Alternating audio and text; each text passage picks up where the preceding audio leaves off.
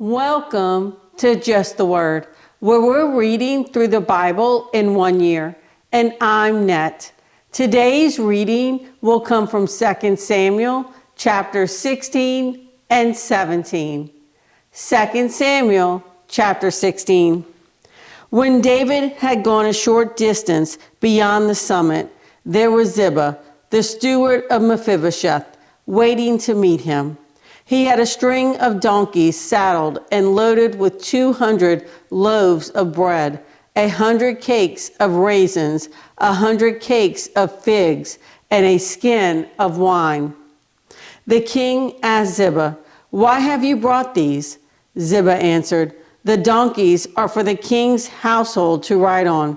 The bread and the fruit are for the men to eat, and the wine is to refresh those who become exhausted in the desert."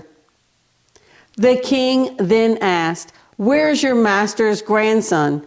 Ziba said to him, "He is staying in Jerusalem because he thinks today the house of Israel will give me back my grandfather's kingdom." Then the king said to Ziba, "All that belonged to Mephibosheth is now yours." "I humbly bow," Ziba said. "May I find favor in your eyes, my lord the king." As King David approached Bahurim, a man from the same clan as Saul's family came out from there. His name was Shimei, son of Gera, and he cursed as he came out. He pelted David and all the king's officials with stones, though all the troops and the special guard were on David's right and left. As he cursed, Shimei said, get out, you man of blood, you scoundrel. The Lord has repaid you for all the blood you shed in the household of Saul, in whose place you have reigned. The Lord has handed the king over to your son Absalom. You have come to ruin because you are a man of blood." Then Abishai, son of Zeruiah, said to the king, "Why should this dead dog curse my lord the king? Let me go over and cut off his head." But the king said, "What do you and I have in common, you sons of Zeruiah? If he is cursing because the Lord said to him, 'Curse David,' who can ask, 'Why do you do this?'" David then said to Abishai and all his officials, "My son, who is of my own flesh, is trying to take my life. How much more then this Benjamite? Leave him alone. Let him curse, for the Lord has told him to. It may be that the Lord will see my distress and repay me with good for the cursing I am receiving today." So David and his men continued along the road while Shimei was going along the hillside opposite him, cursing as he went and throwing stones at him and showering him with dirt. The king and all the people with him arrived at their destination exhausted, and there he refreshed himself. Meanwhile, Absalom and all the men of Israel came to Jerusalem, and Ahithophel was with him. Then Hushai, the Archite, David's friend, went to Absalom and said to the king, "Long live the king! Long live the king!" Absalom asked Hushai, "Is this the love you show your friend? Why didn't you go with your friend?" Hushai said to Absalom, "No, the one chosen by the Lord, by these people, and by all the men of Israel, his I will be, and I will remain with him. Furthermore, whom should I serve? Should I not serve the Son, just as I served your father? So I will serve you."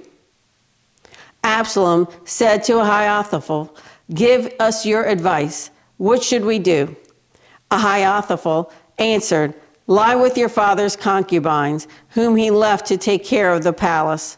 Then all Israel will hear that you have made yourself a stench in your father's nostrils, and the hands of everyone with you will be strengthened." So they pitched a tent for Absalom on the roof, and he lay with his father's concubines in the sight of all Israel. Now in those days, the advice Ahithophel gave was like that of one who inquires of God. That was how both David and Absalom regarded all of Ahithophel's advice. 2 Samuel chapter 17. Ahithophel said to Absalom, I would choose 12,000 men and set out tonight in pursuit of David. I would attack him while he is weary and weak. I would strike him with terror, and then all the people with him will flee. I would strike down only the king and bring all the people back to you. The death of the man you seek will mean the return of all. All the people will be unharmed. This plan seemed good to Absalom and to all the elders of Israel. But Absalom said, summon also Hushai the Archite, so we can hear what he has to say. When Hushai came to him, Absalom said, Ahithophel has given this advice. Should we do what he says? If not, give us your opinion. Hushai replied to Absalom, the advice Ahithophel has given is not good this time. You know your father and his men.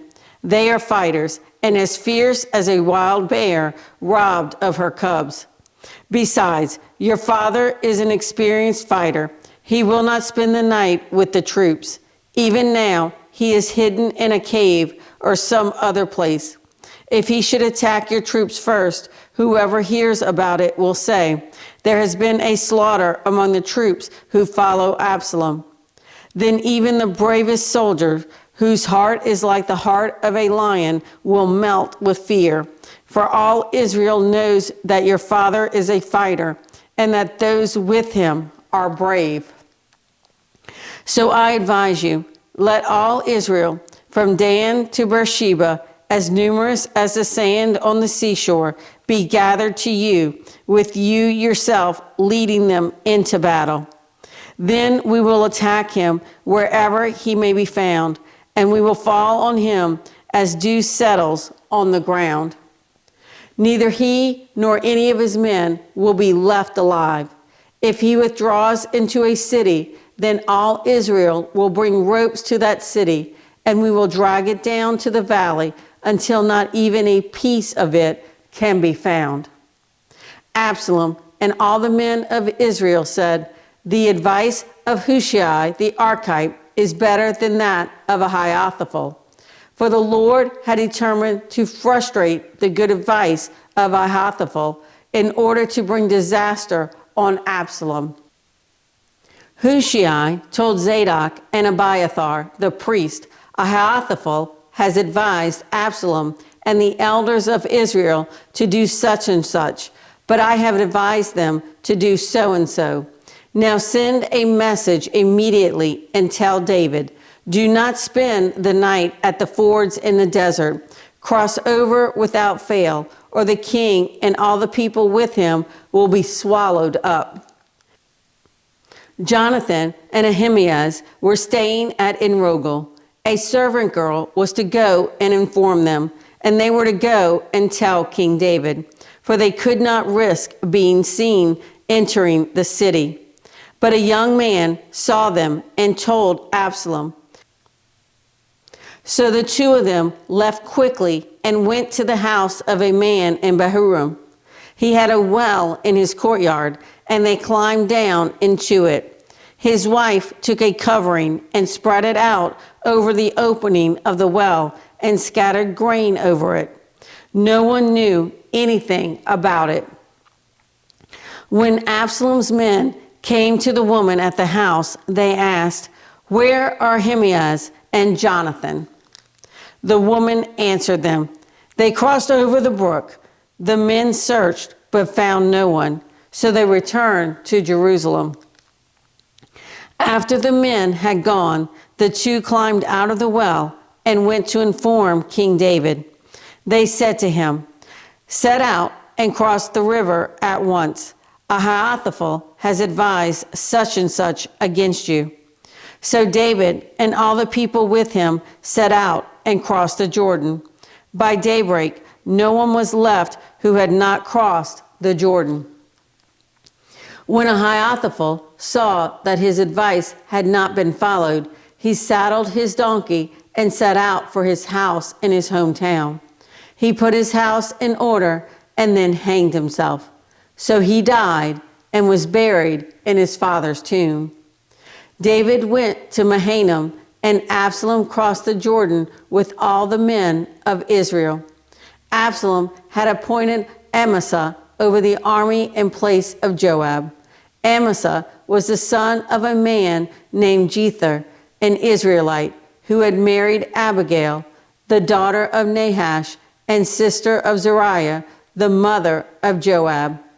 The Israelites and Absalom camped in the land of Gilead. When David came to Mahanaim, Shobi, son of Nahash, from Rabbah of the Ammonites, and Makir, son of Amiel, from Lodebar, and Barzillai, the Gileadite, from Rogelim, brought bedding and bowls and articles of pottery. They also brought wheat and barley, flour and roasted grain, beans and lentils, honey and curds, sheep and cheese from cow's milk for David and his people to eat. For they said, the people had become hungry and tired and thirsty in the desert. Thanks for joining Just the Word. See you tomorrow.